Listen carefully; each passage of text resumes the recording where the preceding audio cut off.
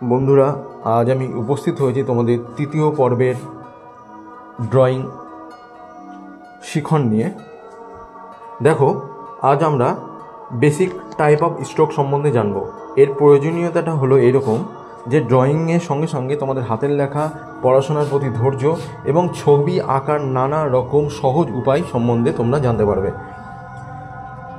দেখো, এটা হচ্ছে লং হিচিং, অর্থাৎ উপর থেকে নিচে। এর ব্যবহার ছবিতে বাড়ি, গাছ, স্টিল লাইফ, হাতের লেখা, দৃষ্টিকোণ প্রভৃতি ক্ষেত্রে ভীষণ প্রয়োজনীয়।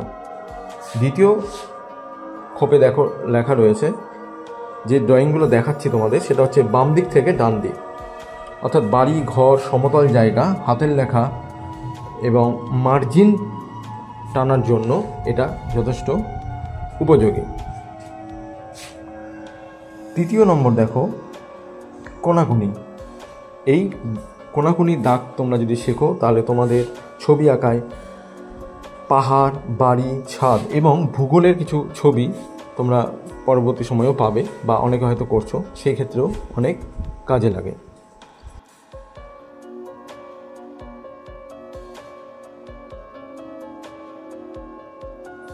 এর পরবর্তী বক্সের মধ্যে তোমাদের আবার উপর থেকে নিচু কোনাকুনিটা শিখতে হবে। এইটা ছবি আঁকার ক্ষেত্রে দৃষ্টিকোণ যেরকম বাড়াবে, তেমন ছবিতে অনেক টেরাবেঁকা দাগ, পাহাড়, পর্বত এবং কোনো নতুন নতুন প্যাটার্ন শেখার ক্ষেত্রেও এই ধরনের প্র্যাকটিস যথেষ্ট তোমাদের ছবি আঁকার ক্ষেত্রে যথেষ্ট উপযোগী হবে। তোমরা যাই এখানে প্র্যাকটিস করবে তাই তোমাদের হাতের লেখা, ধৈর্য দুটোই তোমাদের বাড়াবে। কারণ ড্রয়িং হাতের লেখা যেরকম ভালো করে তেরকম পড়াশোনা, অন্যান্য কাজকর্মে ধৈর্যর অনেক বাড়ায়। পরবর্তী বক্সে তোমরা শিখবে শর্ট হিচিং।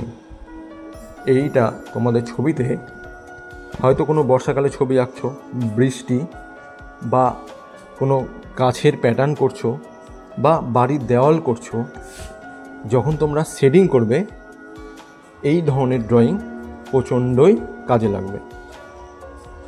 নেক্সট দেখো, পাশাপাশি এটাও শর্ট হিচিংয়ের মধ্যেই পড়ে।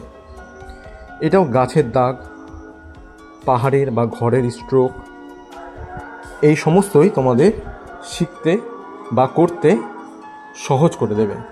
এই ধরনের প্র্যাকটিস তোমরা রেগুলার করবে যাতে তোমাদের হাতের ড্রয়িং আর হাতের লেখা দুটোই ভালো হয়।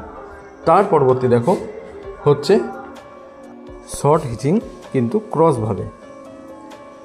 এইটা আমাদের গাছের ডাল, পাহাড়ের, ঘরের স্ট্রোক, বৃষ্টির দাগ এইসব ক্ষেত্রে যথেষ্ট উপকারী।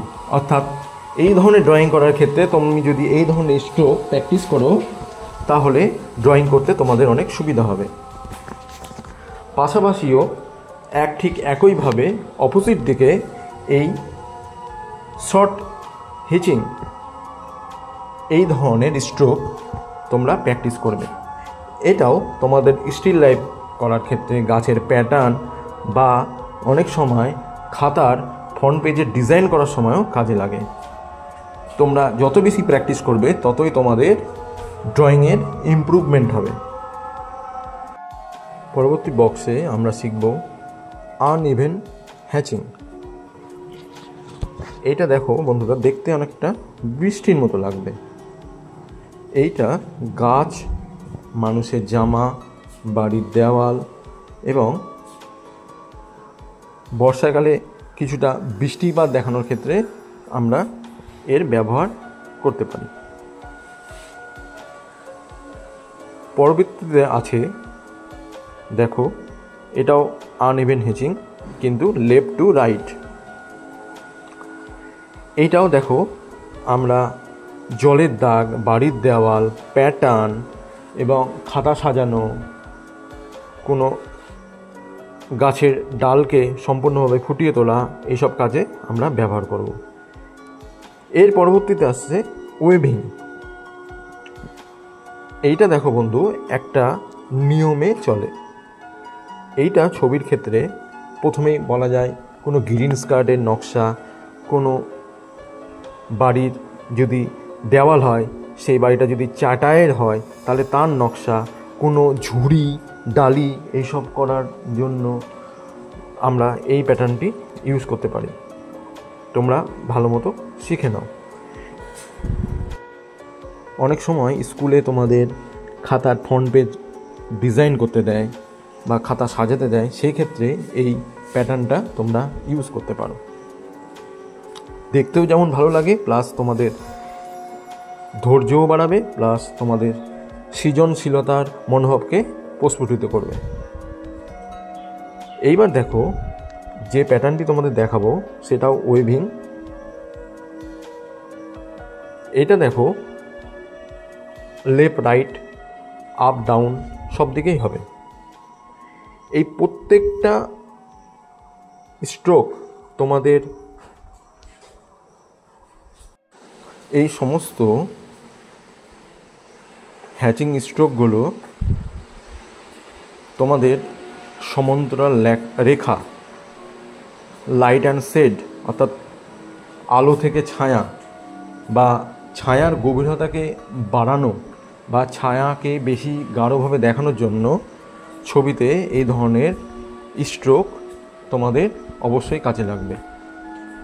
প্রথম দিন এবং দ্বিতীয় দিন এবং তৃতীয় দিন এই প্রত্যেকটাই যদি তোমরা ভালো মতো প্র্যাকটিস করো তাহলে ড্রয়িংটা তোমাদের কাছে খুব সহজ হয়ে যাবে। এর সঙ্গে সঙ্গে তোমরা যতই এই ধরনের ড্রয়িং প্র্যাকটিস করবে, ধরে নাও যদি তোমরা প্রতিদিনই করো, তাহলে তোমাদের হাতের লেখা ইমপ্রুভ হবে, তোমাদের পড়াশোনায় ধৈর্য বাড়বে, তোমাদের মধ্যে রুচিশীলতা অর্থাৎ ভিতরের যে রুচিবোধ সেটাও বেড়ে যাবে। রুচিবোধ বলতে আমি বোঝাতে চাইছি ড্রয়িংয়ের প্রতি রুচিবোধ, এমন নয় যে খাওয়ার প্রতি রুচিবোধ। আর খাবারের প্রতি তোমাদের রুচিবোধ তখনই বাড়বে যখন তোমাদের মন ও শরীর দুটোই ভালো থাকবে। তার জন্য তোমাদের প্রতিদিন আঁকতে হবে আর শিখতে হবে। তাহলে বন্ধুরা, আজ আমরা জানলাম বেসিক টাইপ অফ স্ট্রোক।